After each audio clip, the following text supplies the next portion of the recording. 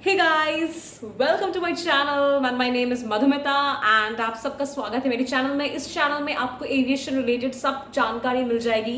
As I have interviewed myself, मतलब मैंने interview दिया था। I had went for the interview in Indigo Airlines in Kolkata and I have already shared my experience regarding the interview. The questions I will obviously share about the questions too in my further videos.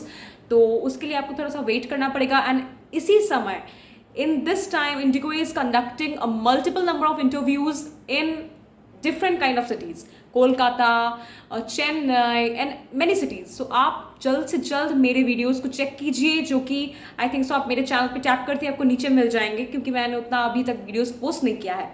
तो चलिए आज का जो video का topic होने वाला है वो है questions which are now popular in IndiGo Airlines. IndiGo Airlines ऐसे क्या क्वेश्चंस कर रहे हैं जो आज के मतलब इस नाउ पॉपुलर है, अभी अभी पॉपुलर हुए हैं। तो ऐसे क्वेश्चंस के बारे में आज मैं बात करूंगी जो कि मेरे इंटरव्यू के टाइम में दे वर आस्किंग एंड ऑब्वियसली कुछ ऐसे क्वेश्चंस थे जो कि बहुत ही अनकॉमन थे एंड आप बहुत ही घबरा जाओगे जब आपको वो लोग पूछेंगे। तो if you are confident enough, no worries, crack your interview. But अगर आप कॉन्फिडेंट नहीं हो तो obviously you have to prepare a little bit, okay. लेकिन मैं आपको हमेशा बोलूंगी कि आप कॉन्फिडेंट रहो यार, जस्ट जाओ, मस्त इंटरव्यू दो और मस्त आओ।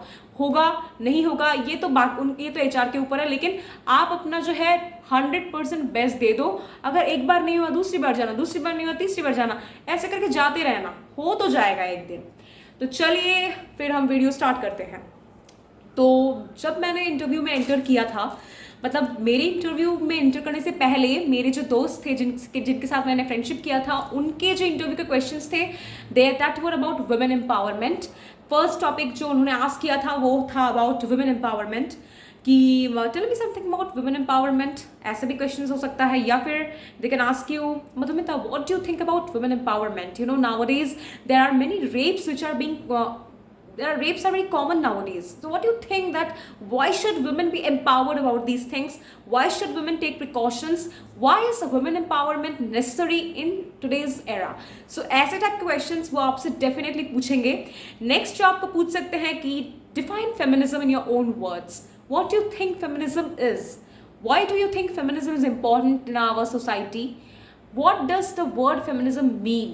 What do you want to convey through the word feminism to the society? ऐसे टाइप के क्वेश्चंस आएंगे कि आपको फेमिनिज्म के बारे में क्या पता है, फेमिनिज्म वर्ड का जो मतलब है आप क्या समझते हो उस वर्ड का मतलब से। यू डोंट हैव टू मतलब रट्टा मत मारना यार गूगल से देख के कि I have to just by heart all the questions, by heart all the answers related to that topic. Don't do these type of things.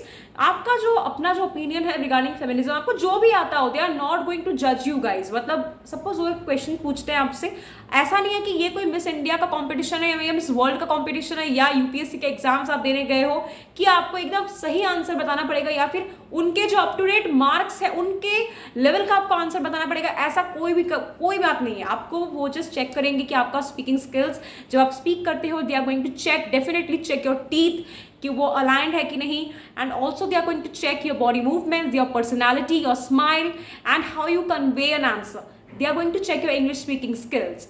सो ये सब चेक करेंगे। वो आपका जो आंसर है ये चेक करने नहीं बैठे हैं। लाइक वो आपसे क्वेश्चन पूछे कि डिफाइन फेमिनिज्म, अगर ऐसा कि रट्टा मार के जा रहे हो कि feminism is something that women should follow, women it is a women empowerment, आप तो अगर ऐसा बोलोगे ना तो they are going to know, ये समझ में आ जाएगा, क्योंकि उन्होंने सिर्फ आपका नहीं, उन्होंने हजार लोगों का उन्होंने इंटरव्यू लिया है। तो definitely they are going to understand. तो अगर आपको स्टैंड आउट करना है बाकी लोगों से, then you have to be your own self. सबसे पहला पॉइंट आपको अपना खुद का बनना है, तभी आप आंसर में क्रैक कर सकते हो। नेक्स्ट उन्होंने जो मेरे टाइम पे पूछा था, that was that nowadays we are going to different type of clubs, and nowadays there are different type of pubs in every cities, in every metro city there are some kind of clubs which are there. So what do you think, are these harmful, are these non harmful, like what do you think about these things? मतलब आप क्या सोचते हो इनके बारे में?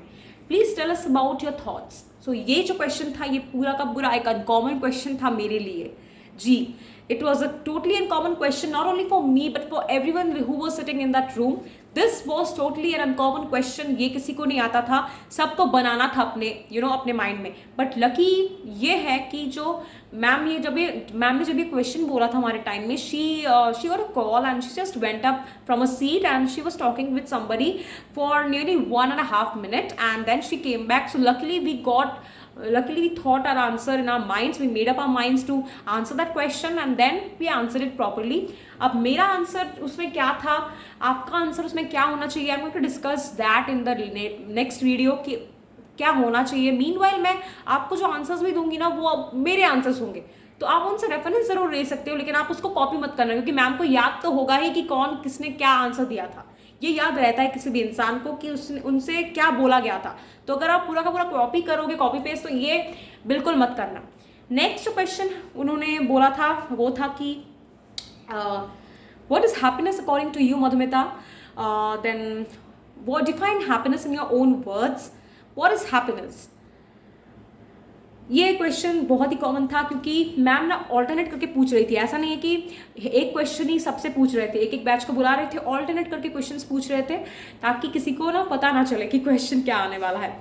तो happiness का भी ये क्वेश्चन बहुत ही कॉमन है आजकल। बेसिकली इंडिगो का जो एक मतलब एक लोगो है ना, एक मोटो है, वो वुमेन एम्पावरमेंट और चाइल्ड एजुकेशन के ऊपर काफ़ी बार क्वेश्चन पूछते हैं, क्योंकि अगर आप उनके वेबसाइट में जाओगे then you will be able to see that वहाँ पे काफ़ी सारे मतलब रिटन वहाँ पे आते हैं लिखा कि वो इंडिगो क्या सोचती है, why IndiGo only hires women cabin crew. ये भी एक वुमेन एम्पावरमेंट अरे यार सॉरी, थोड़ा सा गड़बड़ हो जाता है। ये भी एक वुमेन एम्पावरमेंट का ही निशानी है जो कि इंडिगो बार बार आपको दर्शाना चाहता है कि वो क्या सोचते हैं वुमेन के बारे में, जिसका आपको एक परफेक्ट नॉलेज रखना पड़ेगा अपने आप में कि why women, why not men in that position. So ये एक चीज़ आपको रखना पड़ेगा। Also Indigo promotes child education very much. आप अगर किसी भी इंडिगो के वेबसाइट में जाते हो फिर आपको चाइल्ड एजुकेशन के बारे में भी इतना पैराग्राफ मिल जाएगा। ओके, तो आपको अच्छे से जानना है। आप एक काम कीजिएगा, आप इंडिगो के विकीपीडिया में जाइएगा, आप बस सर्च कीजिएगा इंडिगो विकीपीडिया इन गूगल। वहाँ पे आपको जब चाइल्ड एजुकेशन का आप टॉपिक भी लिख दीजिएगा, Indigo Wikipedia child education topic, आप जब वहाँ पे क्लिक कीजिएगा तब आपको दिखेगा कि वहाँ पे बड़ा पैराग्राफ लिखा हुआ है about what does Indigo think of child education, how Indigo promotes child education.